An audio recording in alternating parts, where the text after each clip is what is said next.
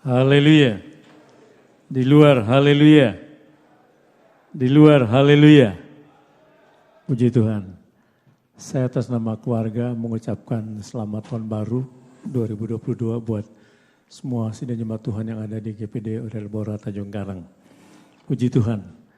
Tidak terasa saudara, sudah 365 hari tahun 2021 kita sudah lewati.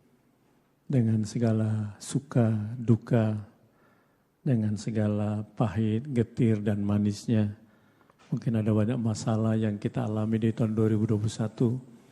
Atau banyak pertolongan Tuhan, Tuhan juga sertai dalam kehidupan kita. Tapi kita bersyukur di tahun baru ini, Tuhan berikan kita kesempatan lagi untuk nikmati tahun 2022. Puji Tuhan. Saudara, kita tidak tahu apa yang akan terjadi di tahun 2022 ini. Karena masih tanda tanya. Tetapi banyak ramalan-ramalan yang memprediksi betapa sulitnya tahun 2022 ini. Termasuk ramalan Jayabaya, katanya kan, yang ramalan dari Fanga itu, dari luar negeri itu. Lalu juga ada anak umur 15 tahun dari India meramalkan. Bahkan ada banyak bencana yang terjadi di tahun 2022. Gunung meletus, banjir, tsunami, dan sebagainya. Ekonomi yang sulit. Itu ramalan-ramalan sudah di tahun 2022. Tapi kita tidak bergantung dengan ramalan. Kita punya Tuhan yang hidup dan luar biasa. Amin. Tuhan pasti menolong dan menyertai kehidupan kita. Nah, apa yang harus kita pahami untuk menjalankan tahun 2022 ini?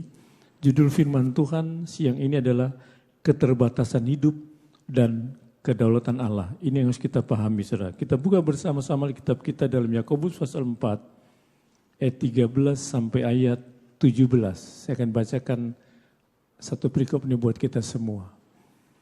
Jadi sekarang, hai kamu yang berkata, hari ini atau besok kami berangkat ke kota Anu, dan di sana kami akan tinggal setahun dan berdagang serta mendapat untung. Sedang kamu tidak tahu apa yang akan terjadi besok. Apakah arti hidupmu? Hidupmu itu sama seperti uap yang sebentar saja kelihatan lalu lenyap. Sebenarnya kamu harus berkata, jika Tuhan menghendakinya, kami akan hidup dan berbuat ini dan itu.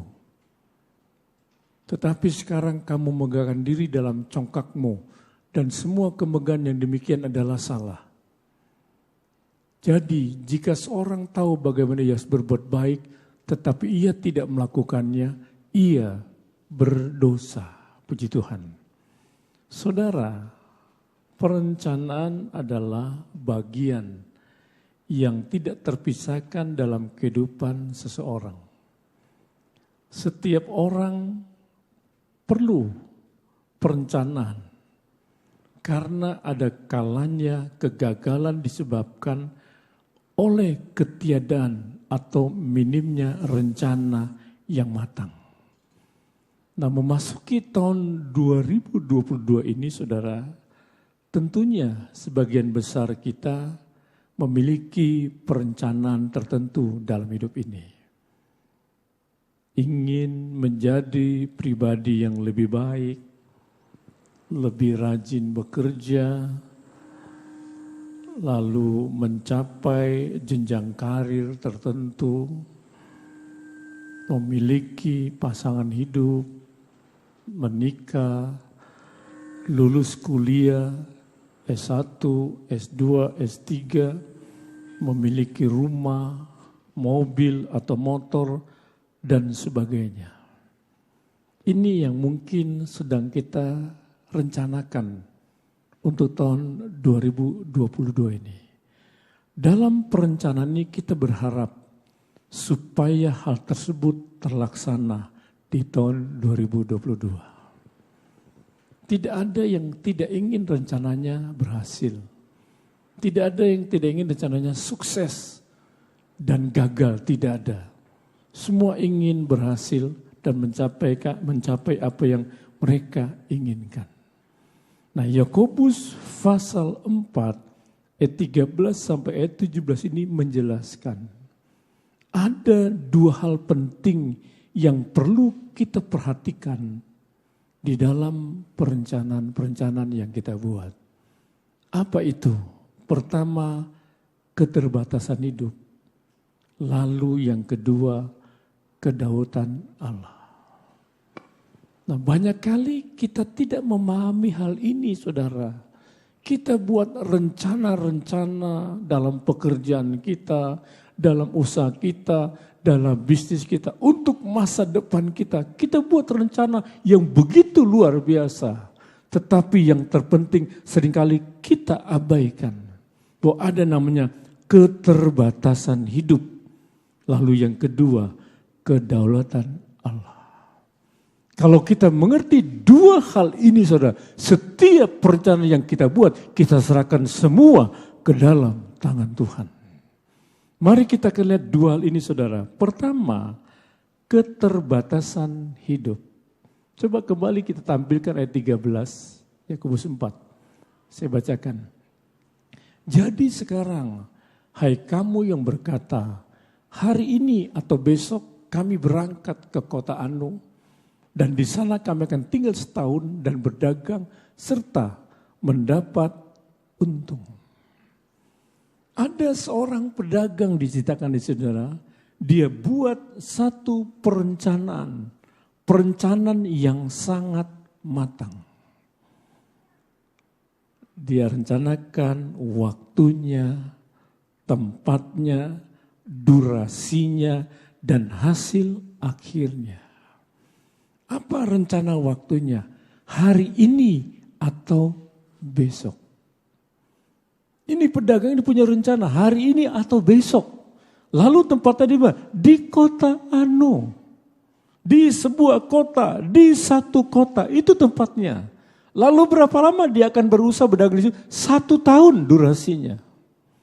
Lalu setelah 1 tahun dia katakan, dia akan menikmati hasil dari apa yang dia kerjakan di sana. Luar biasa, saudara. Dengan segala kecakapan dan pengalaman, pedagang ini menyusun sebuah rencananya. Salah enggak, saudara? Tidak salah. Tidak salah. Orang yang mau berkembang dan berhasil tentu harus membuat perencanaan di dalam kehidupannya.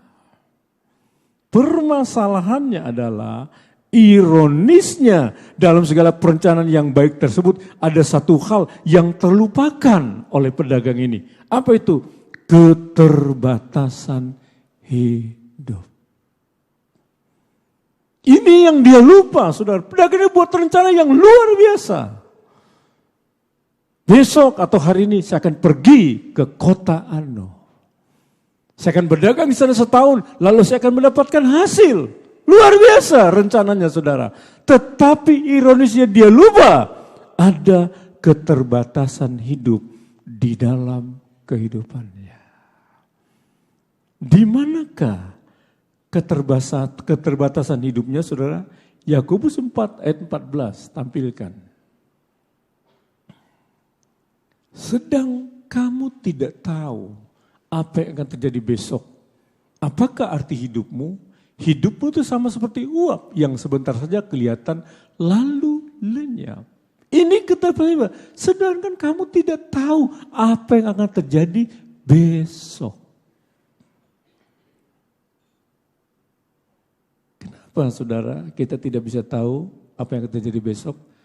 Karena keterbatasan hidup kita. Bahkan dikatakan di sana, hidupmu seperti uap yang kelihatan lalu lenyap. Luar biasa, saudara. Ada yang saudara melihat uap yang usianya bisa berhari-hari, berminggu-minggu, berbulan-bulan, bertahun-tahun, ada? Coba ibu-ibu yang suka masak di dapur, masak apakah, lalu panas-panas kan pasti keluar uap kan? Benar tidak? Keluar uapnya, masak air keluar uap, masak sayur matang keluar uap, keluar. Saya tiap pagi buat kopi, saudara. Dan saya buat kopi panas dari dispenser. Lalu pasti waktu keluar kopi itu uapnya banyak. Apa saya langsung minum? Enggak, lodos lidah saya nanti. Saya tunggu uap itu berhenti. Dan gak lama saudara, gak lama. Paling 15 menit atau paling lama setengah jam uapnya sudah gak ada. Baru saya minum kopi itu. Ini berbicara apa? Keterbatasan hidup. Jangankan hari besok, 1 detik, 1 menit ke depan pun manusia tidak tahu apa yang akan terjadi dengan hidupnya, saudara. Sehebat-hebatnya kita, sekuat-kuatnya kita tetaplah adalah manusia yang terbatas. Itu sebenarnya jangan sombong, saudara. Jangan berkata, oh ini karena saya hebat, saya kuat dan gagah dan sebagainya. Tidak, saudara. Kita boleh punya rencana-rencana yang luar biasa, boleh. Tetapi ingat, ada keterbatasan hidup kita. Dan kita berpikir waktu itu kita yang mengatur, saudara. Seperti pedagang ini, diatur hari ini, besok saya mau pergi ke kota Anu. Saya mau berdagang di sana setahun. Lalu dia berpikir, dia dapatkan untung. Lalu dikatakan, sedangkan kamu tidak tahu apa yang akan terjadi esok dalam kehidupanmu, saudara. Di sini kita belajar, saudara, bahwa kita adalah manusia yang terbatas. Kita bukan orang yang super, saudara. Tidak pernah lelah, tidak pernah capek, tidak pernah sakit. Tidak, saudara. Kita manusia yang terbatas. Kalau Tuhan katakan, besok kamu tidak bisa. Tidak bisa, saudara. Minggu depan kamu tidak bisa. Tidak bisa, saudara. Apa? Karena Tuhan yang mengendalikan hidup ini. Waktu kita buat rencana, kita tahu ada keterbatasan di hidup saya. Kita katakan, Tuhan, biarlah Tuhan. Engkau sendiri yang ada dalam rencanaku. Kalau engkau punya rencana Tuhan, kau masih buat yang terbaik untuk hormat, kemuliaan bagi namamu. Coba kita lihat Mazmur 90 ayat 3 sampai 6. Boleh Mila kalau mau baca?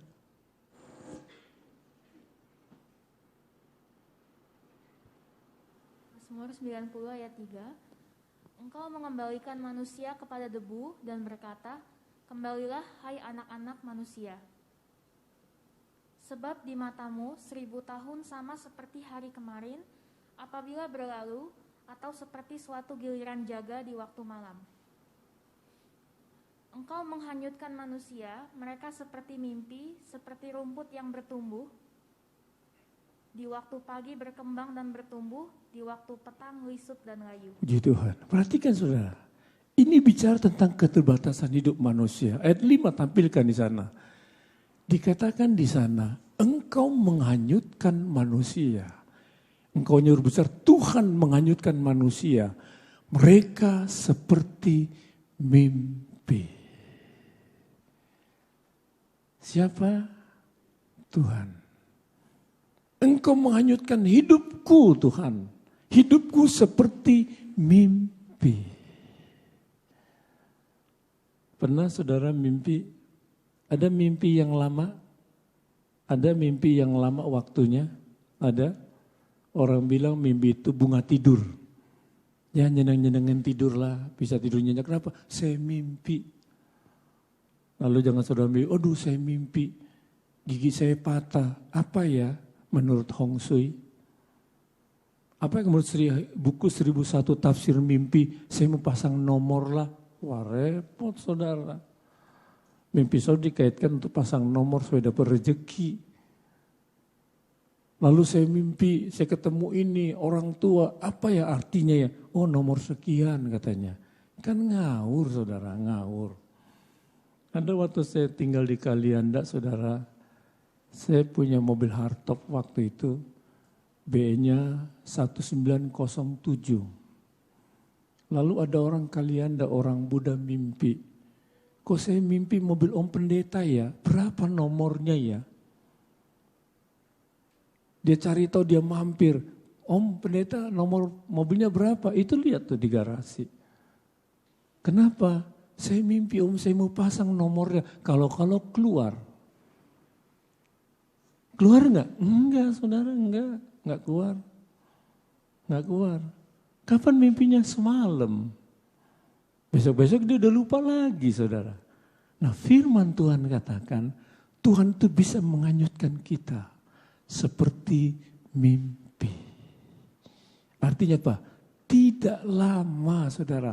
Terbatas hidup kita. Ada waktunya hidup. Tidak selamanya kita kuat. Tidak selamanya kita sehat, saudara. Tidak selamanya. Tuhan katakan, aku menghanyutkan kau seperti mimpi. Sebentar Tuhan bisa ambil kita, saudara.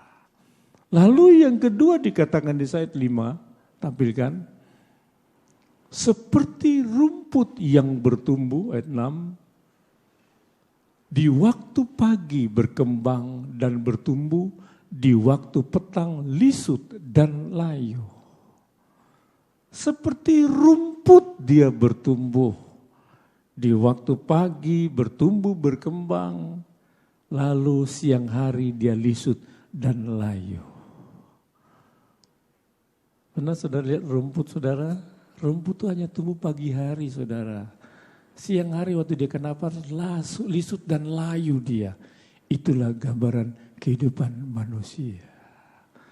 Kalau kita mengerti ada keterbatasan hidup kita. Kita boleh punya rencana, saudara. Tapi jangan kita berpikir kita yang ngatur hidup ini. Oh, saya mau berdagang sekian tahun, saya mau dapat untung yang banyak. Belum tentu, saudara, belum tentu.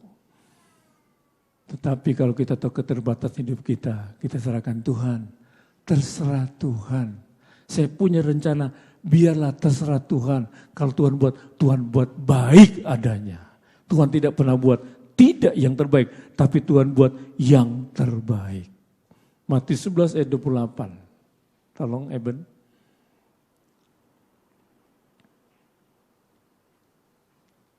Matius 11 ayat 28. Marilah kepadaku semua yang letih lesu dan berbeban berat, aku akan memberi kelegaan kepadamu. Puji Tuhan. Marilah kepadaku semua. Siapa semua? Yang letih lesu dan berbeban berat. Siapa itu? Manusia. Siapa itu? Orang percaya. Kenapa dikatakan letih lesu berbeban berat?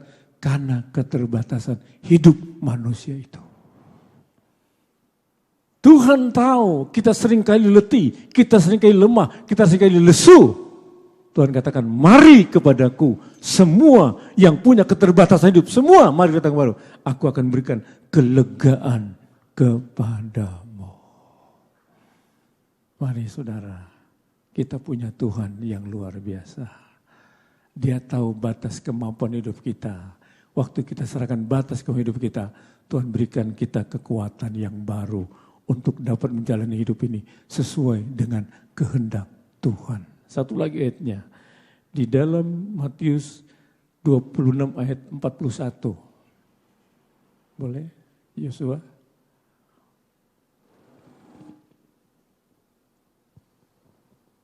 Matius 26 ayat 41. Berjaga-jagalah dan berdoalah supaya kamu jangan jatuh ke dalam pencobaan.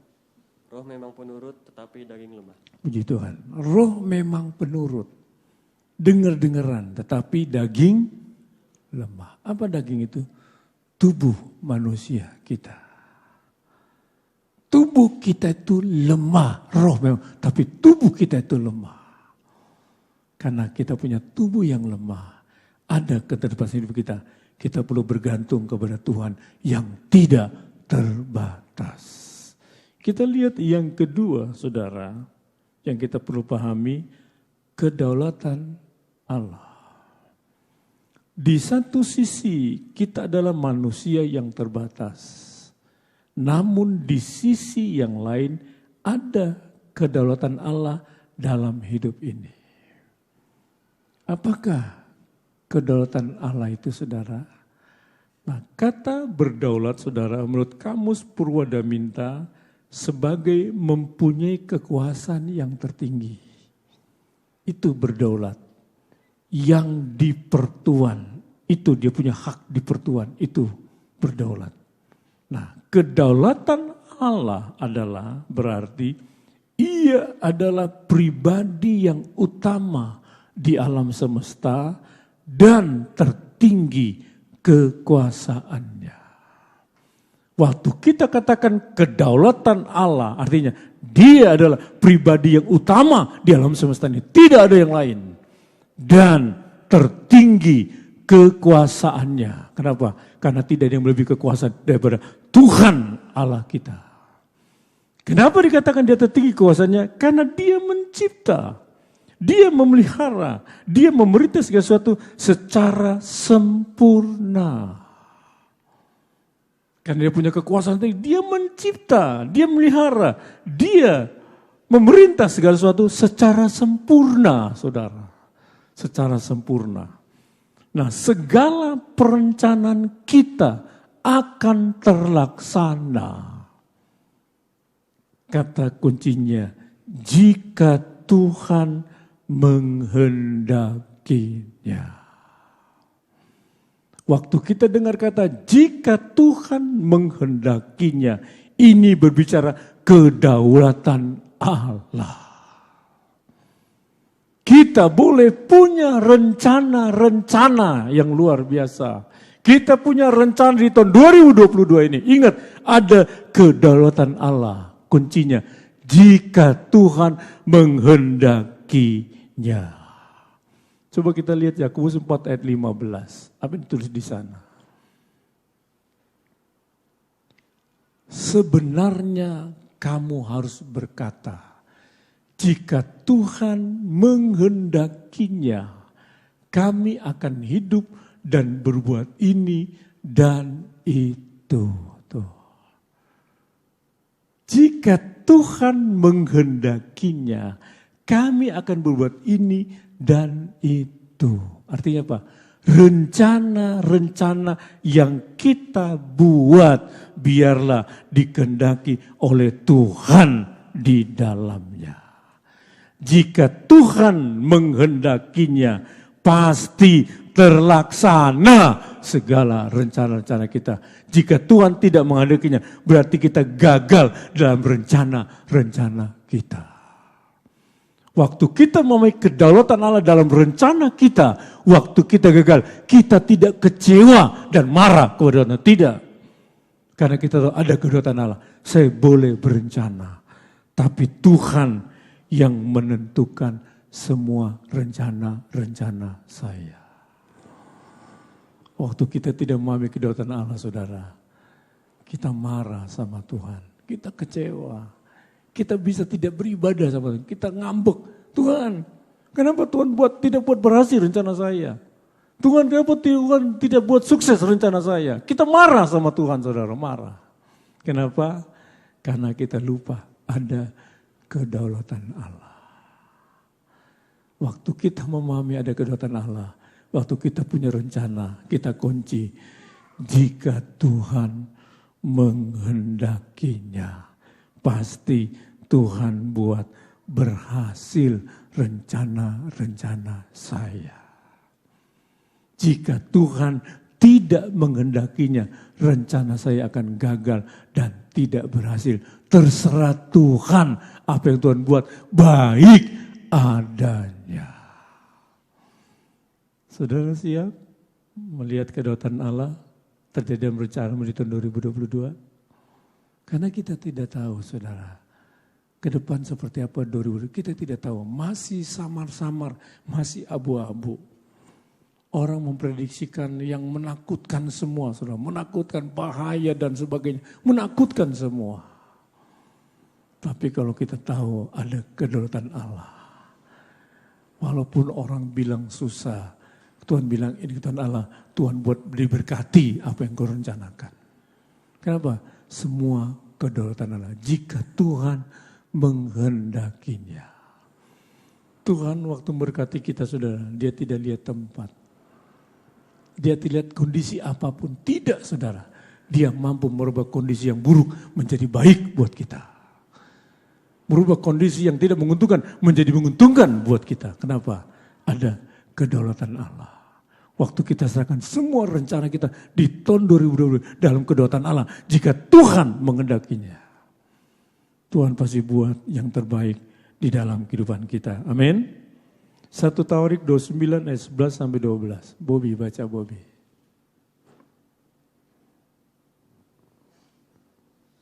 1 Tawarik 29 ayat 11.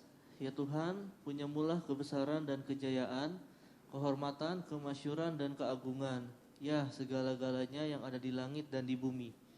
Ya Tuhan, punyamulah kerajaan dan Engkau yang tertinggi, itu melebihi segala-galanya sebagai kepala. Sebab kekayaan dan kemuliaan berasal daripadamu, dan Engkaulah yang berkuasa atas segala-galanya. Dalam tanganmulah kekuatan dan kejayaan, dalam tanganmulah kuasa membesarkan dan mengokohkan segala-galanya. Puji Tuhan. Perhatikan ayat 12 saudara. Kekayaan dan kemuliaan berasal daripada Tuhan. Lalu yang kedua, dalam tanganmulah kekuatan dan kejayaan. Lalu yang ketiga, dalam tanganmulah kuasa membesarkan dan mengokohkan segala-galanya. Perhatikan, kekayaan dan kemuliaan berasal daripada Tuhan. Ini yang dicari manusia, saudara, kekayaan. Lalu yang kedua, dalam tanganmulah kekuatan dan kejayaan. Dan yang ketiga, dalam tanganmulah kuasa membesarkan dan mengokohkan segala-galanya. Kalau Tuhan bisa berbuat seperti ini, saudara, Dia bisa buat dalam kehidupan kita. Kekayaan, kemuliaan kita Tuhan berikan kepada kau. Tuhan bisa berikan. Kalau Tuhan berdoa dalam hidup kita, saudara. Kekuatan Tuhan berikan dalam kita berdagang, berusaha dan sebagainya. Tuhan berikan kepintaran kepada kita menjalankan semua rencana-rencana kita. Sampai kepada kebesaran dan kejayaan Tuhan berikan hidup kita. Kenapa? Dia berkuasa. Waktu kita serahkan semua rencana kita dalam kedaulatan Allah, Dia mampu memberkati kehidupan kita, saudara. Jangan kecilkan kuasa Tuhanmu. Engkau mungkin seorang sarjana yang hebat. Engkau pintar dalam berencana, buat program. Engkau pintar memang. Tapi ingat, kekuatan itu dari Tuhan. Kemampuan itu dari Tuhan. Kalau kita serahkan semua dalam tangan Tuhan, apa rencanamu akan Tuhan buat berhasil, saudara. Kenapa? Kecil bagi Tuhan memberkati hidup kita, kecil. Dia bisa memberkati kita kapanpun, dimanapun, saudara. Kalau Dia lihat, kita memahami dua ini. Keterbatasan hidup kita dan kedua, kedaulatan Allah. Dia akan nyatakan janji-janji dalam hidup kita. Ayat terakhir 2 Tawarik 20 ayat 6. Saya bacakan ayat ini. Dan berkata, ya Tuhan Allah nenek moyang kami. Bukankah Engkau Allah di dalam surga? Bukankah Engkau memerintah atas genap kerajaan bangsa? Kuasa dan keperkasaan ada di dalam tangan-Mu, sehingga tidak ada orang yang dapat bertahan melawan Engkau. Kuasa dan keperkasaan ada dalam tangan-Mu, sehingga tidak ada orang yang dapat bertahan melawan Engkau. Saudara, bisnis di akhir zaman ini bisnis yang sangat kotor, saudara. Teman bisa jadi lawan dalam kehidupan kita. Teman bisa menghancurkan kita, saudara. Saya banyak ngobrol dengan pengusaha-pengusaha. Kadang mereka gak berpikir, kok teman saya, Pak, yang saya percaya, dia nikam saya. Sekarang saudara kalau lihat orang maju, yang lain bagaimana jatuhkannya? Tidak terang-terangan, dia main belakang, saudara. Tidak dengan sadar, dia main cara-cara kuasa kegelapan. Ini bisnis di akhir zaman, saudara. Kita menghadapi orang-orang yang makin jahat karena dikuasai dengan egoisme. Apakah kita takut? Tidak, saudara. Kenapa? Kita tahu keperkasaan Tuhan kita. Dia sanggup melindungi kita dan membentengi kehidupan kita, saudara. Waktu kita serahkan semua usaha kita ke dalam tangan Tuhan. Di orang buat coba kita gagal, Tuhan buat berhasil usaha kita. Orang coba jatuhkan kita, tetap kita berdiri dengan tegak. Kenapa? Ada kuasa Tuhan bersama dengan kita. Itu sebabnya saudara, andalkan Tuhanmu dalam hidup ini. Jangan kepintaranmu yang terbatas. Jangan sajadamu yang luar biasa katanya, jangan. Serahkan semua ke dalam tangan Tuhan. Dia yang berkuasa. Dia mampu menolong kehidupan kita. Mari kita bangkit berdiri. Haleluya. Kita renungkan firman Tuhan yang kita dengar. Kita akan masuk dalam penyembahan saudara. Engkaulah perisaiku saat badai hidup menerpaku.